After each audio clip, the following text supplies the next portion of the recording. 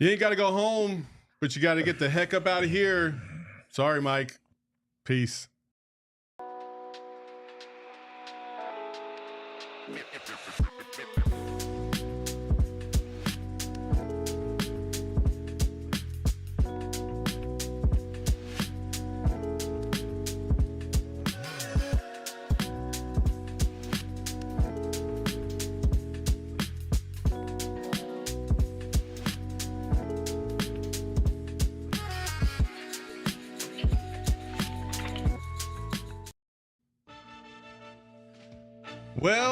Well. Welcome into another episode of Outside Shots, and the timing could not be more perfect. If you ask us, I'm here with Jump Shot 8, the one, the only, Eddie Johnson. I'm Saul Bookman, and Mike Budenholzer is no longer the head coach of your Phoenix Suns. So, I mean, I kind of love it. I'm not going to lie. Listen, you can't have a season like you had this year and not have some edge roll. I assume that that's not going to be the only one. It is time for things to get really serious here in the Valley. And Mike Budenholzer is now the third coach in 3 years to be fired by the Phoenix Suns.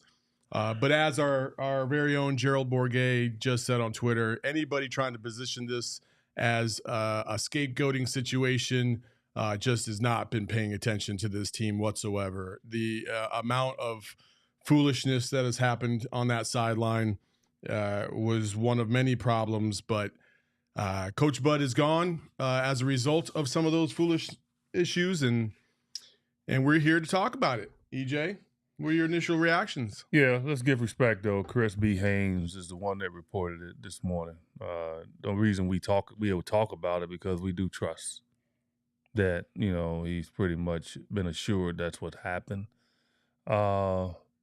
Is it a surprise? No, it's never a surprise. I've said this time and time again. I said it with Vogel. I said it with Monty. I've been around the league too long. I can pretty much read the attitude. I can read the tenor of the situation. And this is a win-loss league. That's what it is. And you're going to be judged by wins. We've had some coaches that were not great people, but they won, That's just the way it is. It has nothing to do with the individual coach. It just has a lot to do with wins and losses and expectations. And expectations was not reached at a drastic level this year. I'm still in shock that I'm sitting here right now and the Suns aren't even having an opportunity in a play-in. Like 36 wins. I would have lost every penny I had if somebody had bet me that would have happened.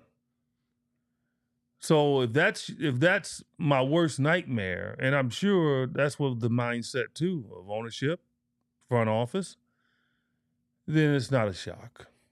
Yeah, it's just not a shock at all. And it's probably not even a shock to Bud. He's been around the league a long time. He's been fired before. So, I always say coaches are hired to be fired. It's a rarity that a coach can just stay with one team. Greg Popovich is a rarity. Jerry Sloan was a rarity. As great as Phil Jackson was, he got, moved on from the Bulls. Moved on from the Lakers, then he came back. But doesn't matter. George Karl once got fired. And I think he had won Coach of the Year or something. Lionel Hollins got fired. He had taken Memphis, I think, to the conference finals or something like that. Rick Carlisle got fired in Detroit after they went to the conference finals. Then they won the championship under Larry Brown. Larry Brown got removed a number of times, and part of it was him wanting to be moved. So you see what I'm saying? Yeah. Like on down the line, it doesn't matter. You're going to get fired. So what are you going to do to hang on? Now, this is where the discussion comes with Bud. You can look back on it, look in the mirror, and say, what did I do wrong? And, that's going to be the conversation now about what he did wrong on his side of the ledger past the players. It's complicated, and obviously we don't know all the details. You know, EJ, you're behind the scenes a lot more than any of us are. But I think it at the end of the day, it just felt like there was no really coherent plan from start to finish for Coach Bud. Like if you watch the rotations, even as recently as the last 2 days, the fact that you had fan appreciation night and you wouldn't even put Bowl in at any point in time, despite the fact that you were up easily by 18 to 20 points. I don't get that. Yesterday, you start Plumlee over Iguodala in a meaningless game, and you have, I thought Iguodala was going to push at least 30, 35 minutes yesterday, and he didn't even get to start. It just never made any sense. None of these moves all season long made any sense. And it felt like if you want to sit here and talk about the consistency of this team and how inconsistent or how consistently they were inconsistent, then you got to point to the head coach first in terms of the way he went about his business in organizing this team, his substitution patterns, lack thereof. There was just really no focus overall is my takeaway. It felt like a complete, just always in disarray. There was no coherent plan. If you looked at the Phoenix Suns, you're like, what's their identity? I don't know. What is their identity? They got some great scorers. They've tried to play team basketball every now and then. Sometimes they play hard, sometimes they don't. It's just all over the place. And to me, that is, listen, attitude reflects leadership. When you see Bradley Beal over there laughing his ass off down the sideline because Steph Curry just hit a three in his face because he doesn't have a care in the world, he's going to get his 50+ million. I mean, heck, you only have to look down the road and see Coach Bud. It looks like he doesn't have a worry in the world either. Every single press conference is just like, oh, we just got to get it back together. We're right there. It's just, these guys are playing, they're playing together, but they're just, we're just not, we don't have the breaks and blah, blah, blah. Like all the BS coach talk that we all hate. If there's any one thing that I'm going to take away from this season, it is outside of Kevin Durant on Twitter, I am so effing tired of the same BS message by every single person in that organization about how everything's going to be okay. We just got to find our way. No, you have some systematic issues that are going on right now that have been apparent for the last couple of years. And you're trying to rotate coaches in and out, and it ain't working because you're picking the wrong coaches. You're picking coaches that have already been there, done that. They have no motivation to be premier coaches. Like, I want somebody in here that's not only to push the players and the organization, but also push themselves to be the very best in the business. And not a single one of these last coaches has ever looked, felt, or appeared that way. They've just been here for the check and they've moved on. So I'm not sad to see Mike Budenholzer go. I know at the beginning, it felt like maybe this was a change in the right direction that the Suns needed after the Frank Vogel era. And the hometown kid comes back home to coach the team that he grew up watching, and everything's all good. And then it wasn't. And it wasn't very early on. It was very apparent. Hell, in the preseason, I was hearing like, I don't know about this. Like, that's not a good thing to hear before you even got to game one of the regular season, let alone we get, into the regular season. Hey, listen, they started off on fire and you're thinking, oh man, this is going to be awesome. And then it just absolutely wasn't. And I'm just, this franchise is in a world of hurt right now. But just like everything in life, nothing is ever as bad as you think it is. And I think there are some paths to be able to improve this roster and improve the overall outlook of the Phoenix Suns as you move forward. But you're going to have some pains in the immediate future, I think. Well, I mean, look, you have a point. I mean, you can argue that. A lot of times, I think it's like anything else. It's like sometimes people might think they're sicker than what they are, and then once the doctor gets really in depth with what's going on with them, they find out that it could just be one little issue that's starting a lot of different issues. And It happens a lot to people in that situation, just using that example. And I think that's why we cannot like jump too far ahead and think, oh, everything is just bad with the Suns. Sometimes it can just be some little correction that can spur everybody. And we've seen it in the past. Like, we've seen it. I mean, I know my experience here in Phoenix as a player, we went from 28 wins to 55 wins. And it was just more than just adding other players. It was also a combination of just how you treated them, how you played them, the place that you put them in to be, productive, all those things. And one of the things you can argue with Mike Budenholzer is, did he really use the players to the level that he should have used them in order to have success? And that'd be the biggest question mark. For me, I've been here for 25, 26 years. I've seen at least 9 to 10 coaches. And I've basically, like, in regards to me analyzing coaching and analyzing coaches, analyzing moves, analyzing strategy, and having to talk about it on air, like, it's ingrained in me now. Mm-hmm. Unfortunately for me, I think I'm at an age where I can all of a sudden throw my name into a loop, right, of wanting to coach. But I can break down any coach, and I can tell you what cost them. And I think with Mike, what cost him was stubbornness. It's being stubborn. Being stubborn in his beliefs of how he should do it. And it didn't work. Might have worked in Milwaukee. Might have worked in Atlanta. They won 60-plus games in Atlanta. Didn't work here. It just didn't. And how they guarded offensively, because the turnovers, were they put in a bad position, that's why they was turning it over? Or are they just turnover prone? I would go, they were put in a bad position. Mm-hmm. So it's just that. So I don't want people to say, oh, they should tear the team up. Oh, trade Devin. Oh, trade KD. Listen, I would probably take a poll and poll all the coaches in the league, right? And say, do you think you can win if the Suns kept the same team?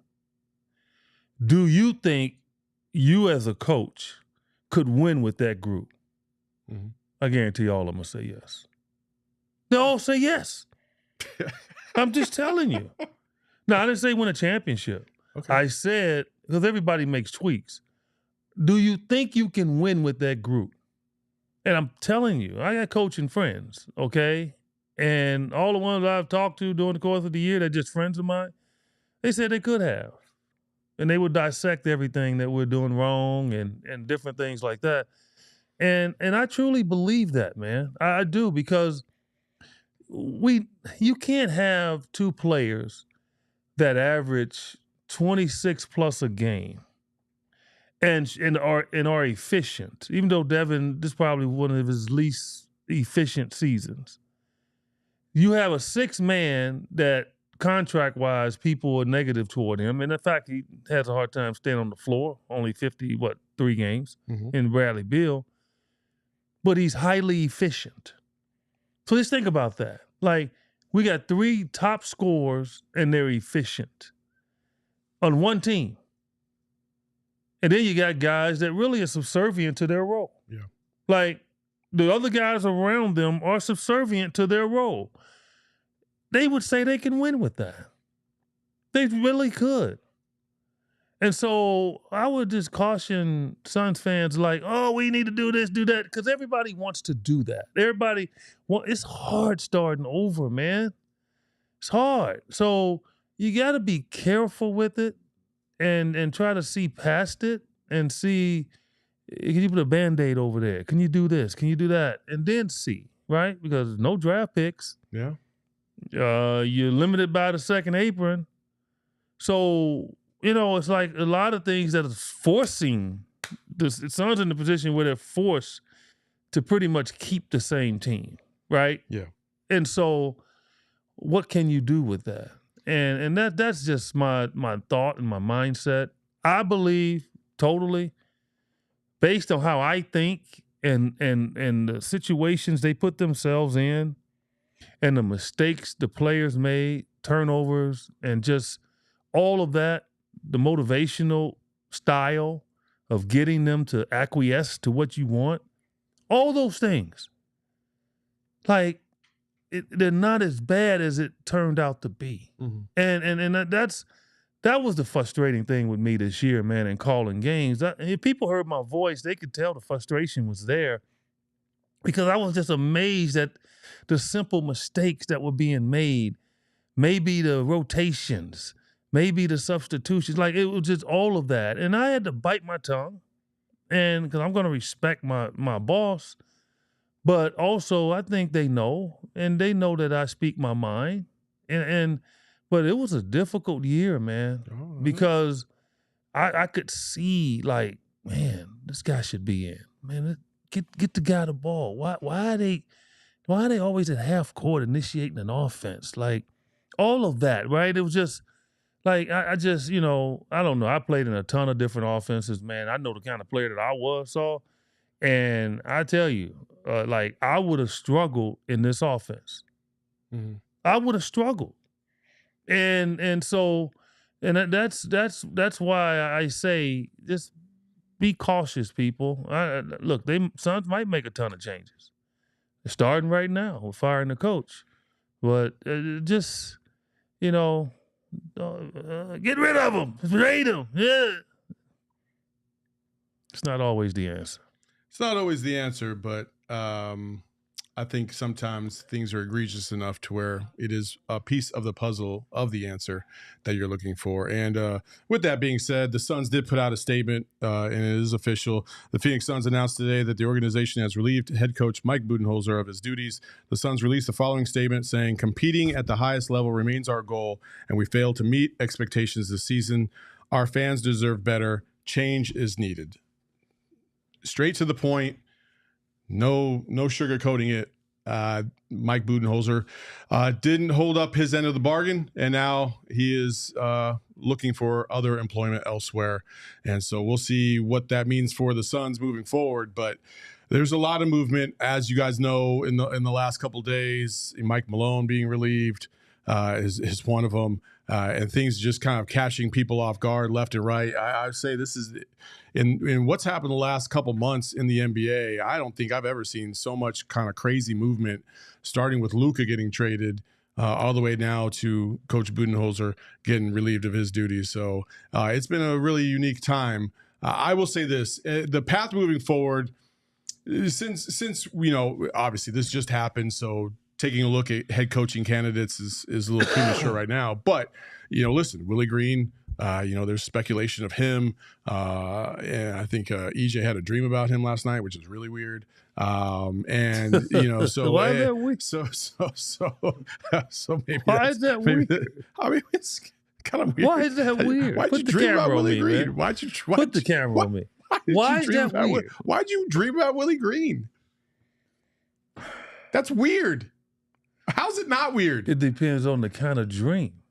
That's what. See, you didn't see. See, you just said I dreamed about him. Yeah, that's what you said. I know, but most people will take that as if it's some kind of, Eddie, don't put yourself into a bad position by saying what I think you're about to say. Well, I'm just making a point. No, you're not making a point, because that's not what I was thinking at all. I just said you had a dream. But I said it could have been a nightmare for all I knew. I didn't say you. No, I'm just saying, like, in general. I didn't say you, but when you just leave it open-ended. I'm just trying to not let you set yourself up for failure right now. I mean, obviously, you're not from the city. Like, you're not from the city, man. That's just that's just like a straight up, oh my gosh, dig. Like, I had a dream about Willie Green. You said that. I know I said it, but I also told you why. You didn't say No, you that. didn't say it. Yeah, I did. Yes, I did. I did. Tell the people why. Yes, I did. When we talk about my book later, that's what I do, man. I dream. Like, I have a special gift. I do. And I do, man. I dreamed the story up in that book that I wrote. I actually drew. I believe that. And I do. It's not one night I go to sleep not one nap I take where I do not dream. That's I dream crazy. every freaking time, and I remember it. That's a gift.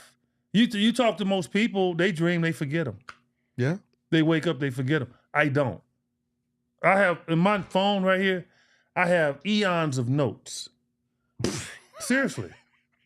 That when I dream something, I like, boom. And sometimes those dreams, come true, which is weird.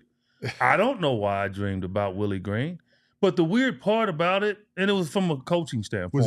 It was a coaching standpoint. Was it at least hoisting a trophy? It was from a coaching standpoint. But then I wake up and I go on Twitter and his name is all over Twitter. Mm-hmm. I wasn't looking at Twitter last night. I didn't see anything on Willie Green last night. It's a gift, man. Some people just have gifts, Saul. Don't be envious. Chris Lopez says, if EJ hasn't dreamed of a Suns championship, it ain't happening, fam. I have not dreamed of it yet. Come on, man. I haven't dreamed of it yet. You're letting the whole team down. Let's go. I haven't dreamed of it yet, but going into this year, I had some very good dreams of success for this team. I did. So all dreams don't come true, obviously. True. But that's why I was telling you, maybe it's a little wrinkle that can get them back on track instead of changing everything, Okay. Well, let's talk the right leadership, the right person that can lead them and grab their respect. What do you think that the last three coaches didn't have that this team needs right now? The what? What do you think that the last three? What were the last three coaches missing in terms of dealing with this team that you would like to see in the next head coach? Is it like an accountability thing? Is it calling players out? Is it a coach that's a little bit more firm? Is it somebody that's a little bit just overall just a better IQ? Like what is there one specific thing that you kind of feel like is a repetitive problem from Monty to Frank over to Coach Bud? I can maybe answer this question by using examples. Like Cotton Fitzsimmons probably is not probably the best pro coach I ever had. Okay. But George Karl was a very good coach. I like George. I wish I had Larry Brown when I was younger. I got him when I was older, and we butted heads, and it wasn't that good. Jerry Reynolds, who was an interim coach in Sacramento, had great qualities. He just didn't garner a ton of respect because, he didn't play. He came from a Division II school as an assistant. He had to fight that battle. Sure. But I saw through all of that. And what those guys had is they communicated, man. They communicated that led to good motivation and a reaction from the players. And the one thing, it's nothing cookie cutter about coaching.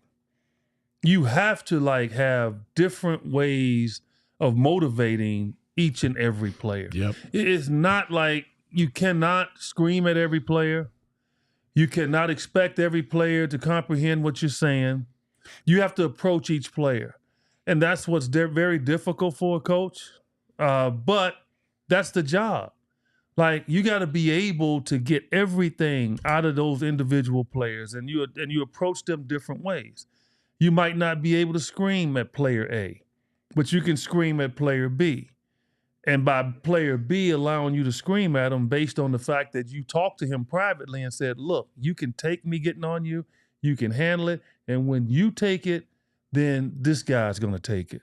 It's like it's a balance that a coach has to have with everybody, getting to know them past just their name and their responsibility, getting to know their family, getting to know what they like to do off the court, all of those things. So when you have a conversation with that player, you can reach him more better because, now he knows you're interested in him and you care about him.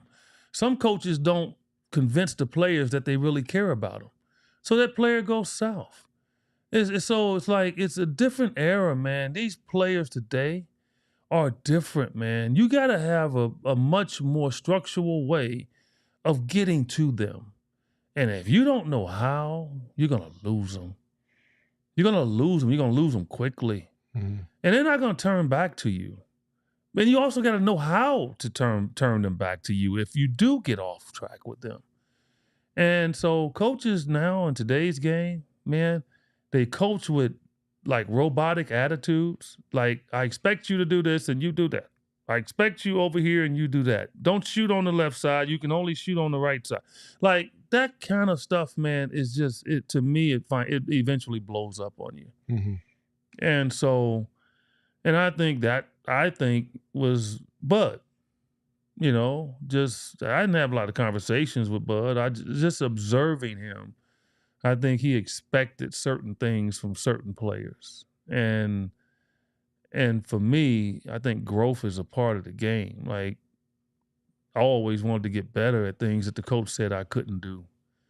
And I just don't know if that was there with him. Well, that's just my grade of him and how I look at it, man. It's not easy coaching in today's game. It's not about X's and O's anymore, man. You know, you run a system. It's just getting them to run the system. Yeah. It's getting them to run the system. It's not how special the system is. It's convincing them that it's the right thing for them. Yeah. And if you can't do that and they're fighting you on it, it's going to be issues, man. Yeah. And, you know, Phil Jackson is the best example with Michael Jordan.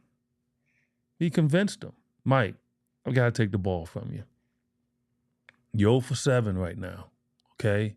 You're putting up great numbers. You know, you're Michael Jordan. You're not winning. Let me take the ball from you. Let me give it to Scotty. We're going to run a triangle offense. It's not traditional NBA offense. And Michael fought him initially, but then he saw it worked. They won.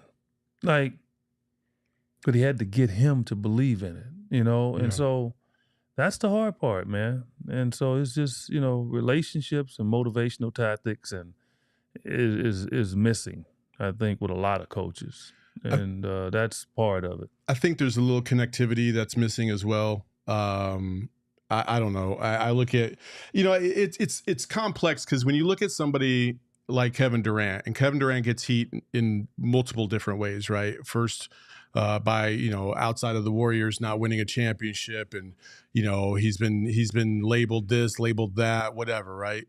But at the end of the day, I don't know how many coaches have been able to like really connect with KD and get him to understand maybe their perspective at certain levels, right? And I'm not saying that it didn't happen or that Mike didn't try or KD didn't try or they didn't try to get along with each other or anything. And I'm not even saying that they had any disgruntledness at all. I'm just saying, like, I'm using this as an example of when you're in this environment, there has to be some type of relatability between you and I.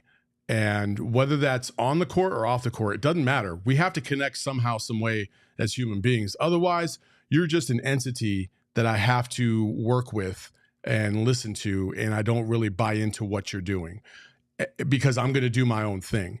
And that's the thing that I felt like with Coach Bud. I didn't feel like he was really connected to any of these players. You know, I've seen him, but I have seen him out and about. I've seen him, you know, hell, when Arizona was playing UCLA at the PHNX arena, he was there with Ryan Dunn courtside, and they were talking the whole game. And so I know he's attempted and he's tried and stuff like that. But at the end of the day, results matter, your relationships matter, and you have to elevate your own personal identity to the point where you can be humble enough to reach across the aisle and talk to people and make sure that you guys are on the same page and like legitimately on the same page, not just, okay, yeah, I got you. And then you know that maybe you didn't connect or maybe the vibe isn't off. It is a feel, right? Like you've talked to people before where you've tried to get them to understand your point of view. And sometimes, you know, like they got me, they understood exactly where I was coming from. They might not agree, but at least they understand. And then there's other times where, you know, like somebody's just trying to appease you and they just say, yeah, I got you. And then they move on. But you know that didn't see exactly your point of view. So I just feel like overall, this whole thing was just fumbled from the beginning because I don't think Mike Budenholzer was really the coach that Devin Booker and Kevin Durant needed, because I do think in this regard, the one fault outside of Monty, I won't say this is a Monty thing. I will say that with Vogel and with Bud, I think the one glaring weakness was that their leadership was not impactful enough on a team that was void of any leaders. Chris Paul and Monty were a dynamic duo in terms of leadership, and because of that, the Suns rose to heights that they hadn't achieved before, like the best regular season record in franchise history. But when both of them left at the same time, basically, that void was immense. And I feel like nobody really talks about that enough. Like Devin Booker didn't pick up the baton. Kevin Durant didn't pick up the baton. Who in that locker room was picking that up? And they relied on head coaches, and they didn't pick it up. It was just kind of fumbled from there. Yeah, but I think part of you keep bringing up leadership, and people always bring up leadership, right? And I would just say this, like, I wasn't a leader when I first got into the league, but I developed into one. And I developed into one with the help of coaches, the help of veteran teammates, and getting advice from them. People don't even know who these guys are. They don't know who one is. Kurt Rambis was one. Played with the Lakers. He gave me some advice on being a leader. It's Rich Kelly, who played in the league a number of years. And the crazy thing, both of them were white Americans on my team. And they grabbed me because they felt that I could do that. I could be a leader, but I wasn't doing it. Like, so it's up to the coach too, to encourage you to lead. You know, they used to put C's on our shirt as designating us as captains back in the day. And I wish teams would still do that. But when they put that C on my chest, it forced me to learn how to be a leader.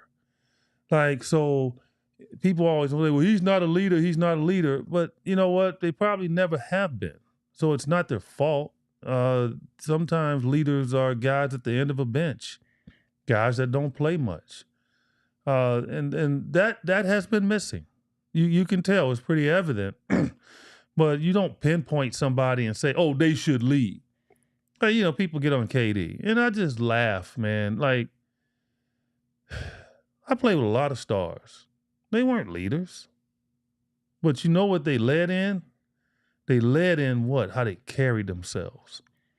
Showed up early, left late. Every time that ball went up, they played their butt off. They led by example. That's leadership. You gonna tell me KD doesn't lead by example? The dude's a walking bucket every night. He takes good shots. He doesn't take bad shots. Like, that's leadership. You watch him play, and he's leading you to how you should play. Like Ryan Dunn, if he's going to learn so much from KD, and he did this year, about watching KD play. That's leadership. But you got to have a vocal leader too. You know, so it's different types of leadership. It's not just one type. And just because somebody's out there rah-rah and jumping up and down, and you look at him and say, oh, he's a leader. It's not 100% leadership. You know, it's how you motivate guys. You know? And the biggest fail, I think, is Bo. It really is. And, like, I don't know what the deal was with he and Mike. Obviously, he wasn't high on him. But whatever it was, you know, we did know the kid wanted to play. He sit over there on the bench. He didn't look good. He wanted to play. Mm-hmm. And when he got on the court, he tried to do the right things to stay on the court. And yet, he got a good run going for about a month and then just didn't play anymore. Yeah. What happened? Like, where was the leadership to, like, continually remind him, like, uplift him, make sure he stays on track, and all of that? And so that's why I would say the struggle was just watching that situation like it was, and the fans screaming for him, knowing that they love every time he shoots it, chances are it's going in. Like, it's just so many good things that couldn't evolve for him. And so that's where, Mike Budenholzer looks back at this situation. I think that's what he'll look at, is that he failed in regards to the motivational tactics to get these guys to stay away from turnovers, to have energy, get to the glass, rebound the ball. All those things, man, that a lot of great coaches get players to do. Did you see that video the other day when Steve Kerr went over he grabbed Buddy Hield? Steph was wide open for a jumper, okay? And Buddy shot it. And Steve called timeout, and Buddy Hield walked over to the bench, and Steph was sitting down. And he said, "Hey, Buddy, come here." And Buddy walked over there because Steve was mic'd up. Buddy walked over there and said, "What's up, Coach? You know who that is?" He said, "That's Steph Curry. He's the greatest shooter in the history of the game. When he's open, you pass it to him." Now, he told that to Buddy Hield, who's a career 41% three-point shooter. Yeah. But what was Buddy Hield going to say? That's motivation. Yeah. And then he hugged him. He hugged Buddy Hield. That's what I'm talking about. He taught Buddy, he really, in a nice way, told Buddy Hield, if Steph is ever open again to your left and you don't throw him the ball, you coming out. Yeah. But he didn't say it. Mm-hmm. He indirectly said it in a nice way that Buddy Hield wouldn't be taken aback. And Buddy Hield accepted it because he understood. That's what I'm talking about. Yeah. Like, every coach doesn't have that, man. Yeah, no, I know. And Steve did that in the game. See, so it's that kind of stuff, man, that is, I think, missing with some coaches in today's game. And that's why you're getting this turnover, man. That's why you're getting this turnover like you're getting. It's like the lack of communication with the new player. The new player. Like, they think differently. And if you don't know how to get to them, you're going to fail. And we've seen it. We've seen it this year at the end of seasons when two tremendous coaches got fired. Like, and Mike Malone and Taylor Jenkins. Like, that's what's missing. You gotta really explain the why to people. Like, you really do, especially in today's day and age. And I'm about to explain the why to some of you nucks out here that are being dum-dums, talking about, the biggest disappointment is Bull. Really? Comprehension is very valuable, folks. He said one of the biggest failures this season was Bull because Mike Budenholzer's behalf, because he should have done more to really recognize the development of Bull. And he's not the biggest failure because of this season, and that's the reason why the Suns were bad. It was because of all the other contextual things that he was talking about. So, come on, get on board or get out of the chat. So why they're water boys, man. I know. They have no idea how to comprehend anything but the obvious of negativity. That's why I quit. Like, that's why they put their name as like a whole bunch of in this generation, letters. The word quit is used so easily. Yeah. They just quit. Like, they don't, the struggle to improve and get better and overcome odds, they don't want that. And like I've been reading some of the, the statements in here, and they don't. They just want to quit. They don't want to see how it can be rectified. They quit. And that's a scary situation for a lot of people. And some of you guys out there, you think I'm joking. That's why you will continually fail. That's why you'll continually fail. And this has nothing to do with basketball. It has something to do with life. You'll continually fail when you don't take the time to analyze and maybe get to the nick and cranny, just the inside understanding, the micro, instead of the macro, and try to say, okay, how can you fix this, right? So you're the kind of dude that'll date a girl for a year and the girl loves you, but you don't want to work hard to keep her. You just quit, move. That's the kind of state some of these guys are in, man. And it's the guys. There's no females out here on this chat making these statements. It's you dudes, man. That's why you're at home on the couch eating apples and drinking beer, because you don't want to do your research. JFSD, whatever it is. I'm sorry you're new to the show, bud, but we've been calling people couch potatoes and water boys since what, day one? Yeah. For like 3 years. Like, so what, he mad I said that? Welcome to the show. Yeah, he's upset that you called him a water boy. You are a water boy. Send me your resume. Look, the way you get out of water boyism is show me your knowledge of the game. Show it to me. Jump Shot 8 on Twitter. DM me. Tell me. Show me. Then I'll take you out of the water boy statue. I've taken a lot of water boys out. A lot of water boys have graduated with me. Okay? They have. So there you go. I love it. While you hit the DMs for EJ, we have a few things we want to share with you.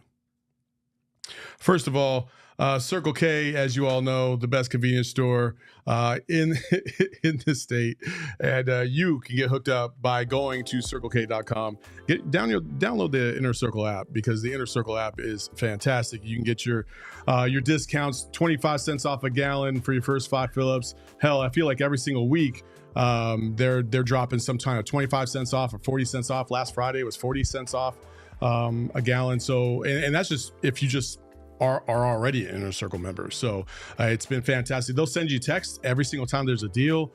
They hook you up every single time, and you got to take advantage if you want to become, a smart, savvy shopper and get your money's worth. So go to CircleK.com, download the Inner Circle app today.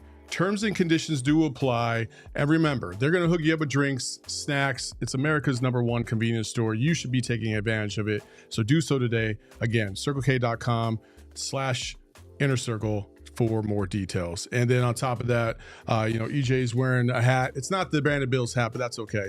We got plenty of Brandon Bills hats to go around, and Brandon Bills is the spot you got to go to get the very latest in your favorite team. The Suns are Brandon Bills rep. The Wildcats, the Sun Devils, all these teams have great merch with Brandon Bills.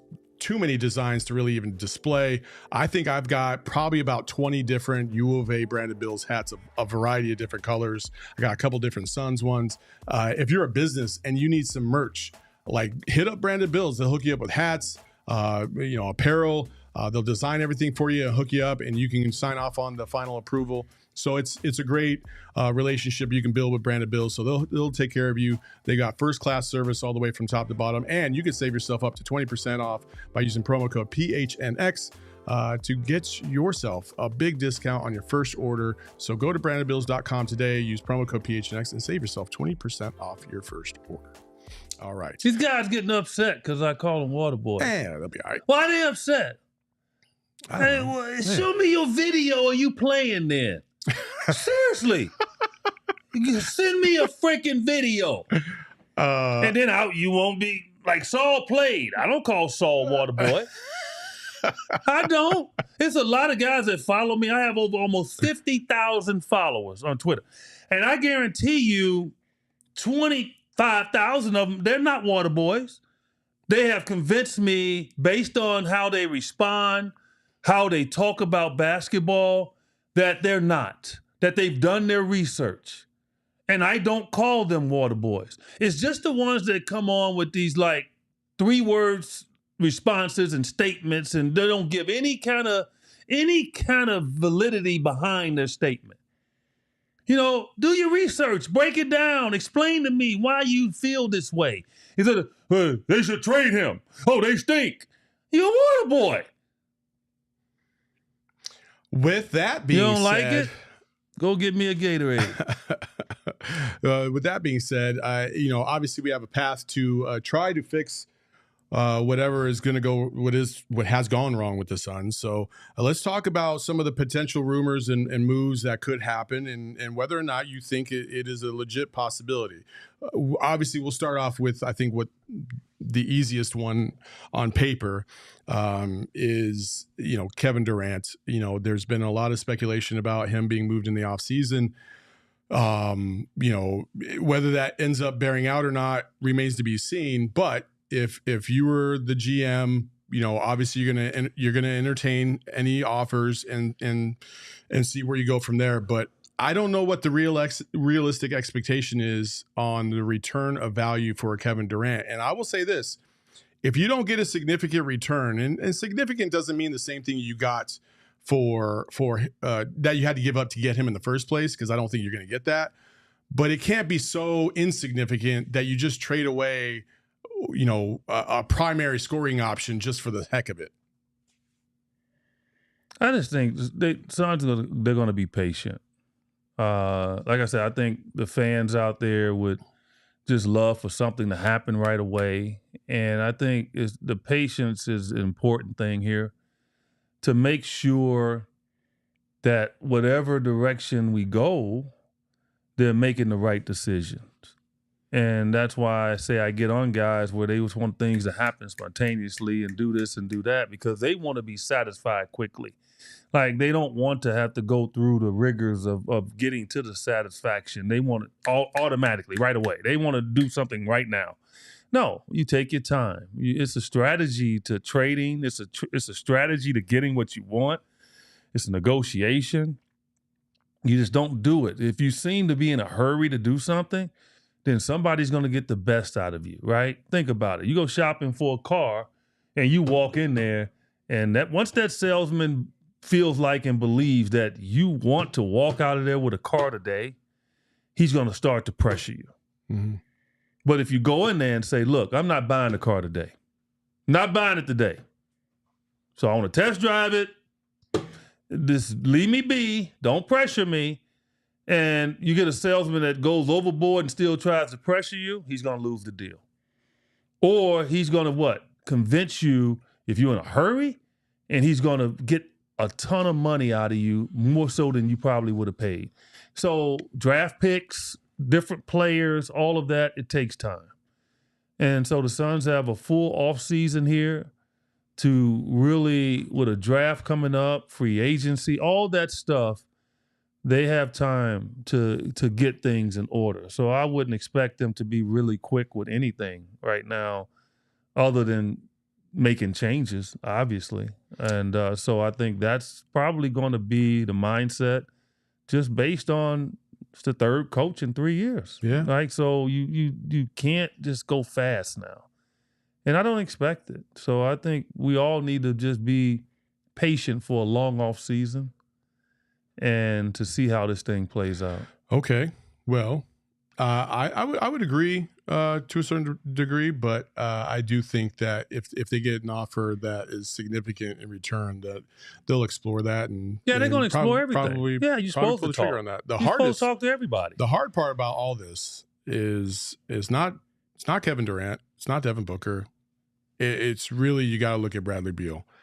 That amount of money for the amount of games played and the output is just, it's tough. It is tough. You just can't justify that salary with that kind of production. You just can't. I don't care how efficient he is offensively. Like, it just isn't. It isn't there. It isn't there, and there's no denying that. Like, he's been here for 2 years and has made little to no impact, and that is a tough thing to swallow at $50 million plus a year, and it's only going to get worse. So, I know they're going to try to trade him, but who's going to take that?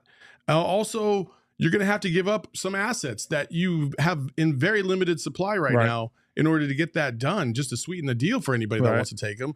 So then do you try to negotiate a buyout and then waive and stretch the remainder? Or, like, I don't know, man. It's a complex situation, and it's going to be damn near impossible to get out of. You know who it's up to, though? Like, because you just said all the things that's going to make it tough. Mm-hmm. So in the meanwhile, it's up to Bradley Beal to get himself to a point to where he convinces them that it would be different. The crazy part with Brad, like, all you guys that watch the Suns all year, he's not out of shape. Mm-hmm. Got a good body, looks like it. It just doesn't react. And that's part of it, right? We're going to be watching Kawhi Leonard here in a couple of days in the playoffs. And, you know, as Suns fans, we've seen it. Like, if he didn't get hurt last year, was it 2 years ago? 2 years ago. We might have been in trouble. But he can't stay healthy. So the crazy thing with Brad, it has nothing, you can't say he can't play. It's just more so he just can't stay healthy. And because of that, that's the issue with him. So it's really like on Brad to change that mindset, right? It's not on anybody else. He shot 50, 40, 80 this year, people. Nate, you won't find many guys in the league that did that. So it's not his basketball ability. It's just his ability to stay on the court. And that's tough. And he played third wheel. So you got to understand something. He came from a team where he was first. Excuse me. He was first. Led the league in scoring twice. But he had to play third wheel here. And that's tough for a guy like that to all of a sudden play third wheel. It's a huge adjustment. And I thought he tried. I don't think he was selfish out there on the court. I think he passed the ball. I think he's probably our best guard rebounder. Like, I thought he tried to defend. Just couldn't stay healthy. But, okay. So this is where I feel like we're about to have a whole offseason of this, okay? Because what you just did right there, and listen, you had a legit talking point. I'm not disputing that. But what I will say is it's like, people are going to say, well, Kevin Durant did this. Devin Booker did this. Bradley Beal did this. Why would you want to try to move any one of those three? Because it didn't result in wins. Because that's the whole goal of this. You're right. You have to win. So when people are sitting there talking about like, well, you know, Kevin Durant did his part. Did they win? Oh, Devin Booker did his part. Did they win? What did we talk about? Bradley Beal, like, did they win? Like, I don't care about your stats. What did we talk about the first 40 minutes, though? I just want to see wins. And like these three, as a unit, did not contribute a lot of wins this season. What did we talk about the first 40 minutes? Coaching.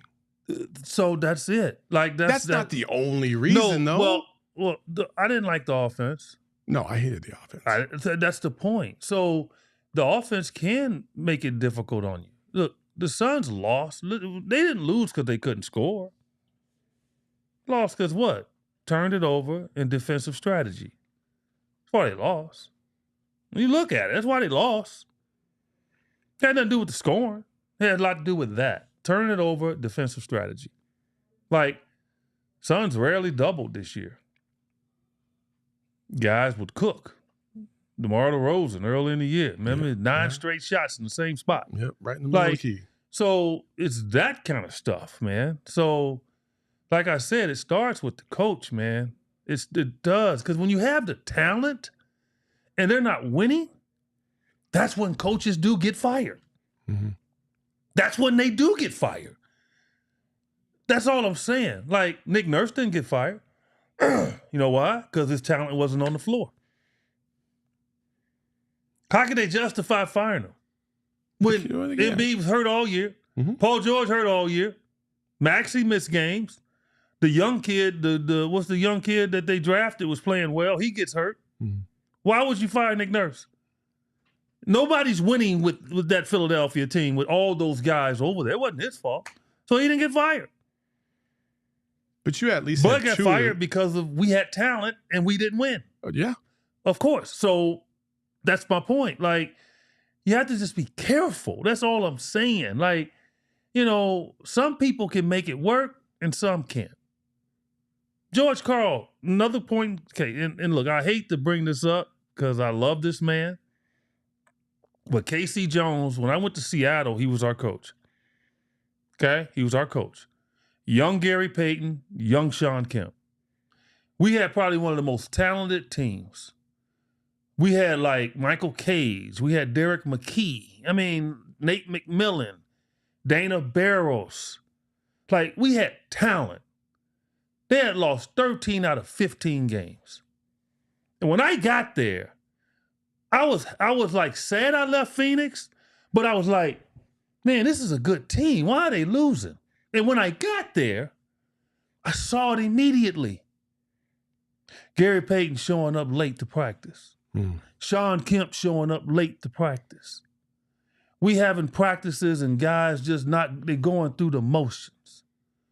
Like, I saw it because I just left a winning team with the Suns. We winning 50-plus games.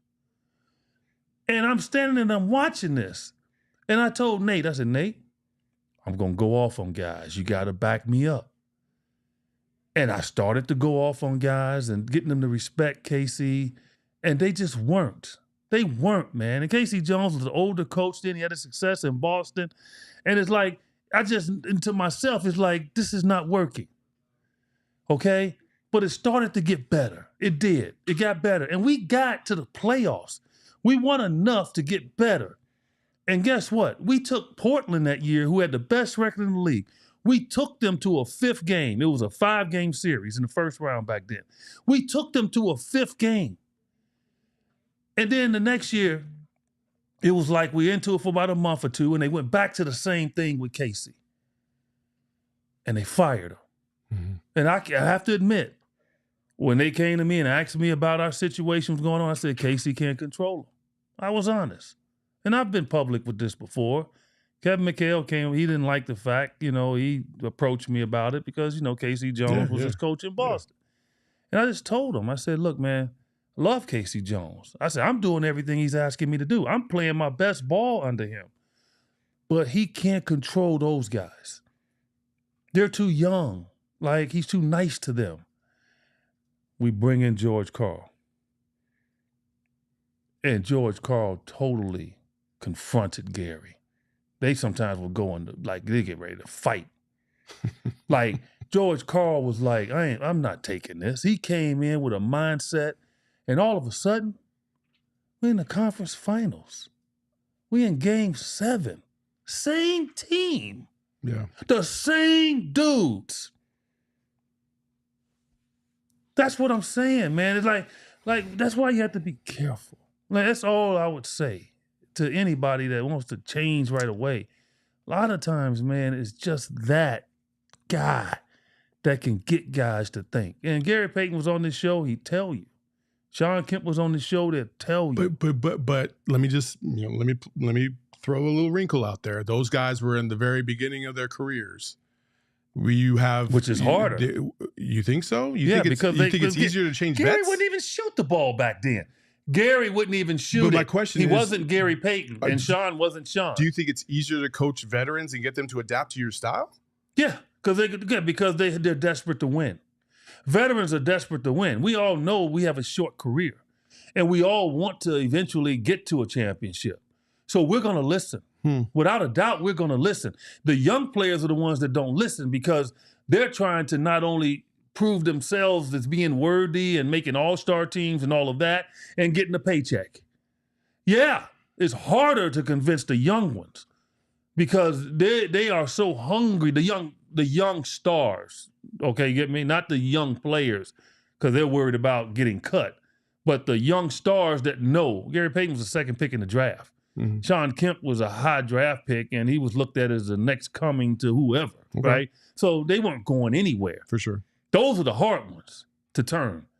But we did turn them, and that's why they started to win. So that's all I'm saying here. So I'm not promoting we should keep our team like it is. I'm saying the patience is important, man.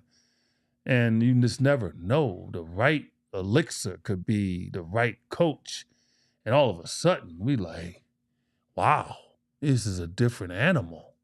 That's all, All right. For those of you streaming on our digital platforms, we appreciate you moving on over to gophnx.com for this overtime. But for the rest of you, we appreciate you just sticking around and listening to the rest of this as we wrap the show up. But listen, that's certainly a perspective. I don't know if I necessarily agree that, just a change of the head coach would be that impactful to this degree or to the degree that you're talking about. And I know that's not exactly what you're saying, but, it could help a lot in terms of fixing some of the wrongs that need to be righted. Do you expect some more moves to be made outside of the players? Like, do you expect any executives to be moved? Do you expect? I think when you lose, Saul, when you lose, everybody's in danger. I've always said that, man. Everybody. Like, when you don't have success at this level with the amount of money that's being paid, everybody is susceptible to change. And that's why you work hard. I'm sad because over the last 3 years with the coaches that have come in, I'm not crying for Mike Budenholzer, who made a lot of money. But I'm crying for the guys that he brought in that's going to probably lose their job. So no, I just think change is going to happen. Obviously, when a coach leaves, change is happening. It's going to happen. People are going to lose jobs because of it. And that's why it's always on the head coach to make sure that he does everything he's supposed to do to stabilize these people that made a decision to come join his staff, thinking that they're going to be here multiple years, especially at least to the length of his contract. Yeah. And so that's the sad part, because I hate to see that. I do. I hate to see it. I hate to see, especially people that thought that man, I got my chance here, and all of a sudden they're looking again. That's the difficult part about this. That was tough. Real quick, we do have a super chat, I believe, and we will get to that super chat. Oh, we have a few super chats. Look at that. B-Ball Cthulhu wants to know if Bud got fired with such a pointed "the fans deserve better" in the press release. Why did it take this long? May as well have closed with "I'm not your friend, Bud."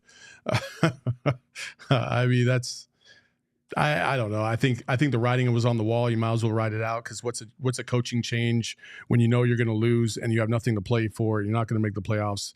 Going to be with like 2 weeks left in the season. This is what I mean. Like, a lot of you guys, you take the water boy analogy and couch potato analogy as a negative. It's not a negative. Okay, it's not a negative. I wrote a book. My first book is on Amazon. It's called You Big Dummy. I'm on the cover. And I talk about all the dumb things I did as an athlete, and I tried to stay away from. No. And so it's not a negative. What it is just me telling you that you're talking like one, that you're not actually one. You might not be, but you're taking shortcuts in your explanations of stuff. And that's all. And so, when you say stuff like that, it's like you're not giving to me a sincere explanation of why you believe it. Okay? If you want a player traded, then tell me why. Tell me. Just don't say, "Oh, he needs to go." Like a guy just said, "Well, Eddie believes that you can win with Brad." Well, okay, after you say that, right? Now tell me why you think we can't. That's what I want. You get it? Don't take shortcuts with me. You take a shortcut with me and saying something, you a water boy. That's all. All right. $5 super chat from Free TV. Bud wasn't scapegoated. He deserved to be fired, but Vogel was. There are some construction issues that Vogel got the best he could out of. I mean, I don't deny that. There were some roster flaws with that team last year for sure. Yeah. KT Wizzy, $1.99 super chat. Appreciate you. What y'all think about Mike Malone as next head coach? And then he also says with another super chat, is this possible? KD to Spurs for one of their top 10 20-25 picks, a second round pick, and Devin Vassell for Kevin Durant. Oof. I mean, in the words of Kevin Garnett, anything is possible, but I don't think that's going to happen. Because he's that good. Yeah, but I don't think that's happening. He's that good. It is 30 teams in the league, right? So subtract one, which is us, 29. And I could argue that probably every one of those teams would want Kevin Durant on their team. They'd want him. If they can get a good deal. That's the thing. And for us to give up Kevin Durant, it's got to be a very good deal. Okay? Based on his production. But of course, I mean, the man is, as he tells you, I'm Kevin freaking Durant. Okay? Walking 28 a game. 50% from the field, 40 from three. You freaking kidding me? Yeah. I think that was it, right? And then Mike Malone. What do you think about Mike Malone? Mike is a very good coach. He won a title. I thought he changed the system in Denver to fit Jokic, and it worked. And Jokic is just an unbelievable statistic marvel in what he does every night. And even then, they still fired him. And Jokic pretty much, in my estimation, in my opinion, he okayed it. Mm-hmm. Because they don't fire Mike Malone without Jokic. Yeah, that's true. They don't. But that whole thing was a little weird too, though. The whole relationship between him and Calvin Booth and how they just did not see eye to eye. And Calvin Booth got Mike Malone a freaking title. No, the people want to get on Calvin Booth. It's hard being a GM. You're negotiating with other teams, man. Other teams aren't, especially after you won a title, they are not open to giving you players. Yeah, unless you're the Lakers. They're not. Unless you're the Lakers. The reason why is because that player will strategically maneuver to get to the Lakers, right? So it's hard. Denver has never been a free agent hotbed. People want to get on Calvin Booth, man. He got him a title. Okay, they're first. So. Yeah, he lost Kentavious Caldwell-Pope, but I think Brown is better than Kentavious Caldwell-Pope, so I don't think they lost much. Bruce Brown, they lost him. He hadn't done much since he left. So it was a system. It was Mike Malone's system where those guys persevered and they lost them. Yeah, but they lost them to free agency because they got four guys making all the money. That's why. So, Taylor Jenkins? Look, I like both of them. Taylor Jenkins is a very good coach. But my thing is, why did he get fired? You gotta look at that stuff. Why do you get fired and you're winning? Yeah. You gotta look and see, okay, what's wrong? There's a lot of people clamoring for Jared Dudley as well, which is, listen, he's been on the Mavs coaching staff for a little bit, and he's obviously been around the game. He's been in the game for a long time. I don't know what his credentials are outside of that, but it's gonna take a coach again, no matter what age, no matter what, to be able to motivate and get guys to do what he would like them to do in unison. Any system works if everybody is on board with it. And that is the difference. So we can throw out names of coaches till we're blue in the face. But you got to be able to get them to do what you want them to do, and they enjoy what you're trying to get them to do. Mm-hmm. On a basketball court. Look at all the different systems that are run in the NBA. They're not all the same. Cleveland and Oklahoma City, they don't play the same way, but they won. Boston takes 53s a game, but they won. So you want to create a system that fits the players you have and then convince them every day this is the right thing to do. Yeah. And it'll put you in the right positions to be effective. That's it.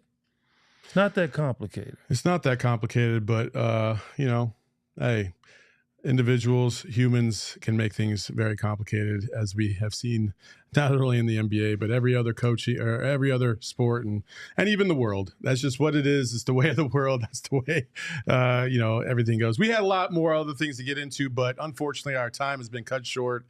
LeBron, wear a shirt when you're warming up. Be a professional. Don't be a fool. And listen, we'll get into the playoffs next week because it's going to be a pretty fun ride. But we do appreciate you all joining us. And listen, don't take offense to anything. We don't take offense to anything. Make sure you buy my guy. Listen, his book is out. It was one of his dreams. So make sure you go and get it. It is on Amazon. This is the hardcover book. And actually, I have a soft cover over here, and maybe we'll give that away next week instead of this week because, it is what it is. It's a thriller, baby. It's not a sports book. Thriller, it has a sports tangent to it. It's a thriller. Check it out. Calvin's the real deal. I do appreciate y'all. Even JFSD, KND, hey, appreciate you, bud. I know, hey, listen, I know you got a little upset, and it's all good. And listen, you got my attention, and so congratulations on that. But as far as everybody, hey, listen, have a great rest of your week. Coach Bud is gone, so I guess that's a step in the right direction. We'll see what else lays ahead for the Suns. Make sure you follow the PHNX Sun Squad. Go ahead. SiriusXM NBA Radio. Suns not in the playoffs, but I'm on it 5 days a week now, 1 to 4, 3 hours a day. You can check me out talking all NBA. And again, Water Boys, get a hold of me, Jump Shot 8, so I can graduate you. You want to go back and forth with me? All right. Couch Potatoes, you got to get the Water Boy first before I deal with you. But Water Boys, as Saul spilled stuff, that's how he fumbled the ball around. But this... reach out, and we'll go back and forth. I respect you. The book is called The Sun's Revenge. Thank you for telling me. And also, up high there, Shane, something resell. I just saw it a little bit. Keep going. Right there. Relax and resell. Eddie did address that at the beginning of the show. He said, I'm too old to put my name into those coaching circles. Maybe if he was a little younger, he would be more interested. But right now, it's probably not the time. So not that I can't do it. If they called me today and said it, heck yeah, I'd take it. Are you crazy? But nah, I don't think that'll happen. But you know what? I'm going to do everything I can to help this team get back to where we need to contend every year. And so my voice will be heard. Until next time, folks, we love y'all. Have a great time. Make sure you watch that PHNX Sun show. They'll have more on all the moves today at 3 p.m. today. Until next time, love y'all. Peace. We all silly like the mayor.